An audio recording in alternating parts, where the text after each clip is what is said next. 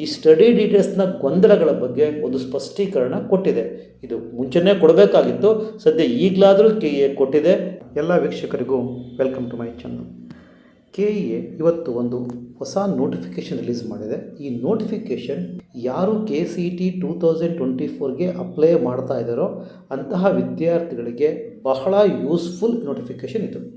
ಹಾಗಾಗಿ ಯಾರು ಈಗ KCETಗೆ ಅಪ್ಲೈ ಮಾಡಬೇಕೋ ಅಥವಾ ಫುಲ್ ಕಂಪ್ಲೀಟಾಗಿ ಅಪ್ಡೇಟ್ ಮಾಡಿಲ್ವೋ ಅಥವಾ ಅಪ್ಲಿಕೇಶನ್ ಫಾರ್ಮನ್ನು ಸರಿಯಾಗಿನೂ ಅಪ್ಲೈ ಮಾಡಿಲ್ವೋ ಅಂತಹ ವಿದ್ಯಾರ್ಥಿಗಳು ಮಿಸ್ ಮಾಡ್ದಂಗೆ ಈ ವಿಡಿಯೋ ನೋಡಿ. It is A very useful information from KEA. ಕೆಲವು ಇನ್ಸ್ಟ್ರಕ್ಷನ್ನ KEA ರಿಲೀಸ್ ಮಾಡಿದೆ. ಫಸ್ಟ್ ಸ್ಟ್ಯಾಂಡರ್ಡಿಂದ 12th ಸ್ಟ್ಯಾಂಡರ್ಡ್ವರೆಗೂ ಆಗಿರೋ ಎಲ್ಲ ಸ್ಟಡಿ ಡೀಟೇಲ್ಸನ್ನು ಅಪ್ಲೋಡ್ ಮಾಡೋ ನೆಸೆಸಿಟಿ ಇಲ್ಲ. ಓನ್ಲಿ 7 years ಮಾತ್ರ ನೀವು ಅಪ್ಲೋಡ್ ಮಾಡಬೇಕು. ಅದರಲ್ಲಿ ನೀವು 10th ಸ್ಟ್ಯಾಂಡರ್ಡ್ನ ಅಪ್ಲೋಡ್ ಮಾಡಿದ್ರೆ 11th ಮತ್ತು 12th ನೆಸೆಸಿಟಿ ಇಲ್ಲ. ಇದೊಂದು ಭಾಳ ಇಂಪಾರ್ಟೆಂಟ್ ಇನ್ಸ್ಟ್ರಕ್ಷನ್ ನೋಡ್ಕೊಳ್ಳಿ.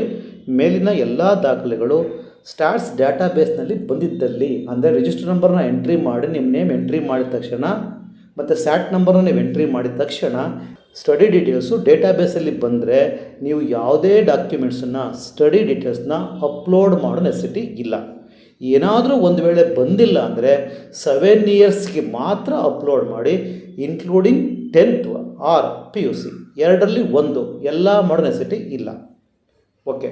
ಮತ್ತು ಧಾರ್ಮಿಕ ಭಾಷಾ ಅಲ್ಪಸಂಖ್ಯಾತ ಅಂದರೆ ರಿಲಿಜಿಯಸ್ ಹಾಗೆ ಲಿಂಗಾಸ್ಟಿಕ್ ಮೈನಾರಿಟಿ ಸ್ಟೂಡೆಂಟ್ಸ್ಗಳು ಮಾತ್ರ ಫಸ್ಟ್ ಸ್ಟ್ಯಾಂಡರ್ಡಿಂದ 10th ಸ್ಟ್ಯಾಂಡರ್ಡ್ವರೆಗೂ ಡಾಕ್ಯುಮೆಂಟ್ಸ್ನ ಅಪ್ಲೋಡ್ ಮಾಡಬೇಕು.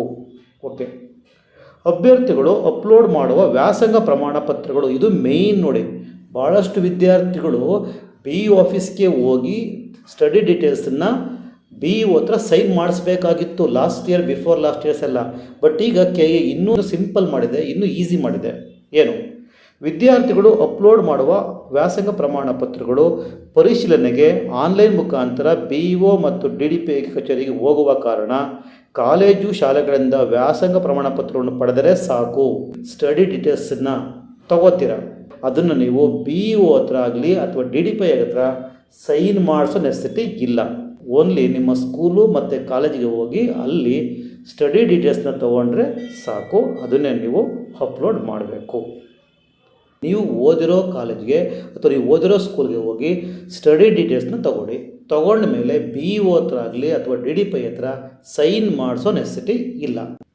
ಕರ್ನಾಟಕದಲ್ಲಿ ಓದಿರೋ ವಿದ್ಯಾರ್ಥಿಗಳು ಓನ್ಲಿ 7 years ಡಾಕ್ಯುಮೆಂಟ್ಸ್ ಮಾತ್ರ ಅಪ್ಲೋಡ್ ಮಾಡಬೇಕು. ಒಂದು ವೇಳೆ ಡೇಟಾಬೇಸಲ್ಲಿ ಬರ್ದಲೇ ಇದ್ದರೆ, ಸಪೋಸ್ ಬಂದಿದ್ದರೆ ನೀವು ಯಾವ ಸ್ಟಡಿ ಡೀಟೇಲ್ಸ್ನೂ ಅಪ್ಲೋಡ್ ಮಾಡೋ ನೆಸೆಸಿಟಿ ಇಲ್ಲ. ನಮ್ಮ ಚಾನಲ್ಗೆ ಸಬ್ಸ್ಕ್ರೈಬ್ ಮಾಡ್ಕೊಂಡಿಲ್ಲ ಅಂದರೆ ಸಬ್ಸ್ಕ್ರೈಬ್ ಮಾಡ್ಕೊಳ್ಳಿ to get next KEA updates. ಅಲ್ಲಿವರೆಗೂ ಟೇಕ್ ಕೇರ್, ಬಾಯ್.